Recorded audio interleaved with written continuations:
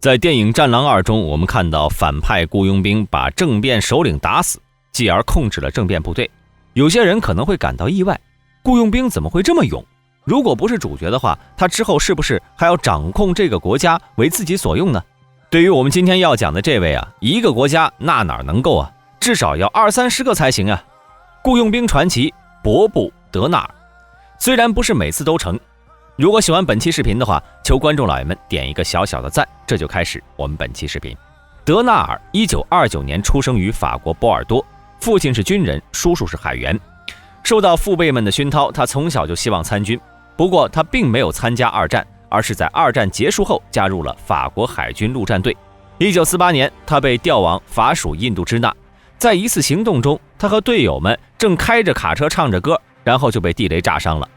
德纳尔身上大面积烧伤，经过抢救才幸存下来。在养伤的这段时间，他和一位越南护士互生情愫。不久后结婚，在1年后有了一个儿子。1951年，他被调到摩洛哥，次年退役，在当地成为一名兼职警察。如果是正常人的话，一定是在摩洛哥安生过日子了。但是德纳尔天生就不安分。上世纪50-60年代，非洲各国纷纷寻求独立。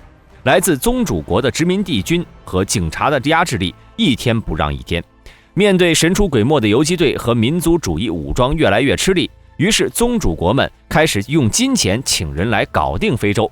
一大批的二战老兵来到了非洲，无论是在二战的时候是哪一方，都有可能在同一阵营为金钱而战。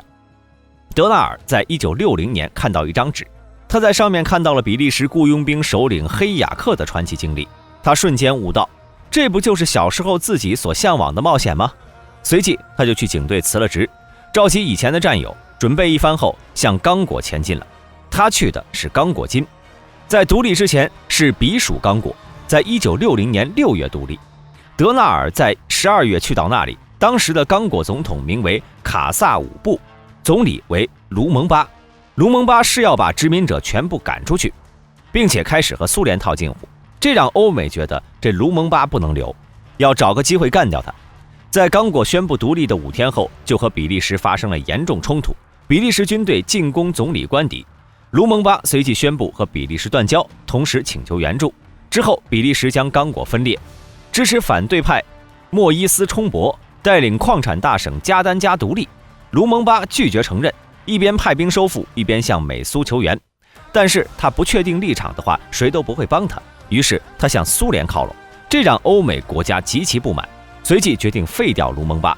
原本和卢蒙巴举案齐眉的卡萨武布总统也和他发生了矛盾，卡萨武布解除了卢蒙巴的职务，并且下令逮捕他。同年9月，蒙博托发动军事政变，接管政府，将卢蒙巴软禁。后来卢蒙巴被雇佣兵杀害。在63年2月，联合国组成了一个专家委员会，指导刚果重建，但被冲博拒绝。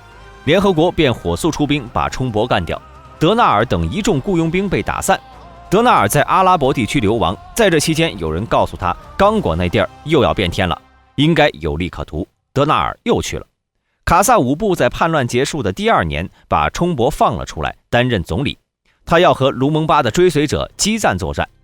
冲博和之前一样是雇佣兵，基赞这是得到了社会主义阵营的帮助。之后的2年时间，冲博的雇佣兵队伍发展壮大，帮助他们赢得了胜利。但是卡萨武布和蒙博托决定卸磨杀驴，毕竟他太嚣张了。在1965年，蒙博托得到了美国的支持，费卡进冲成为刚果的独裁者，并要求雇佣兵们限期离境。德纳尔不愿意离开，并且和其他队伍的雇佣兵指挥一起向蒙博托开战。真打起来的话，蒙博托是打不过的，于是他就收买德纳尔，让他来干。德纳尔面对重金，就向自己的战友开了枪，用1年解决了其他雇佣兵。蒙博托看到收拾完了，那就鸟尽弓藏，兔死狗烹。德纳尔选择再次转变，去找了雇佣兵部队以保全自己。之前被他打跑的夏尔鲁也带了一支队伍杀了回来，便又开始了第2次雇佣兵大乱斗。当时的美国是支持蒙博托的，提供了不少援助，雇佣兵们便打着共产主义的旗帜向苏联求援。但是苏联根本不想要这破地方，于是蒙博托成功把雇佣兵干得稀碎。雇佣兵单兵素质再怎么好，也挡不住狂轰乱炸呀。蒙博托建立起了稳固的独裁政权，成为日后的非洲3大暴君的5个人之一。德纳尔在这次失败后，去到了德罗西亚后，回到巴黎。在1968年到78年，他担任加蓬政府的军事顾问，这只是表面的工作。在刚果受挫后，他转战非洲大陆，有时支持政府，有时支持反对派，那些都不是他一生的高光时刻。他的新老板把自己的房子抵押，招募了29人，让德纳尔帮助他重回克摩罗。德纳尔从欧洲出发，一路辗转去到了克摩罗，发动政变，推翻当时的克摩罗政府。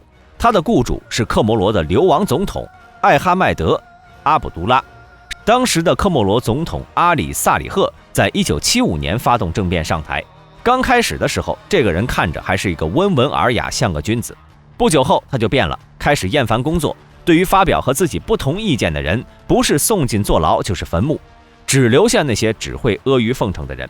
他还发动了对马约特岛的入侵，不过因为准备问题，还没开始就结束了，还把文官免职，把政府工作交给一群流浪儿。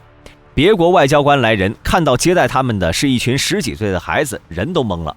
天天生活在酒色之中，还随意给平民安上罪名，把国际组织给克摩罗的援助全部收到自己的口袋里边。直到1978年，德纳尔和他的雇佣兵降临。在行动之初，德纳尔先是放出谣言要发动政变，萨里赫也听说了，他向军事顾问让吉尔苏询问如何是好啊。吉尔苏则是打消了他的疑虑。吉尔苏是在3年前德纳尔在这里时期留下的，现在他也是计划的执行者，他必须让萨里赫把部队调离首都，去攻打昂汝昂岛，说那里才是他们最大的威胁。萨里赫听了他的建议，派出了2000人组成的部队去攻打昂汝昂，而自己后方空虚，德纳尔的机会到了。在德纳尔行动的晚上，和萨里赫合作的法国商人去到他的住处，两人开始闲聊喝酒。在凌晨4点，德纳尔得到消息，萨里赫已经睡死了，可以行动了。雇佣兵兵分3路，一路去拿下电台，一路去控制军营，一路去萨里赫那里。在短暂的交火后，被关在军营的科摩罗政府官员被放了出来，其他方向也是十分顺利的拿下。行动十分顺利，3个小时就结束了。科摩罗阵亡了10名士兵，1名雇佣兵的脚踝受伤，萨利赫被软禁。德纳尔通过电话向阿卜杜拉说，整顿下他就可以回国了。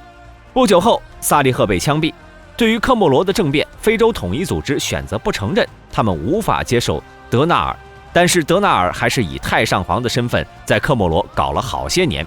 后来阿卜杜拉受不了，想让德纳尔离开，没过多久他就死在了自己的床上。这把法国和南非惹怒了，德纳尔选择避其锋芒，离开了科摩罗。后来他又杀了回来，完成了科摩罗的第20次政变，这让法国很不爽，出动了不少人把他逮捕审判。但这也是可保护他，毕竟非洲那是法国的非洲。那么大家对这件事情有什么看法呢？欢迎在下面的评论区留言。好了，今天的视频就到这里，想了解更多记得点个关注，下期视频咱们不见不散。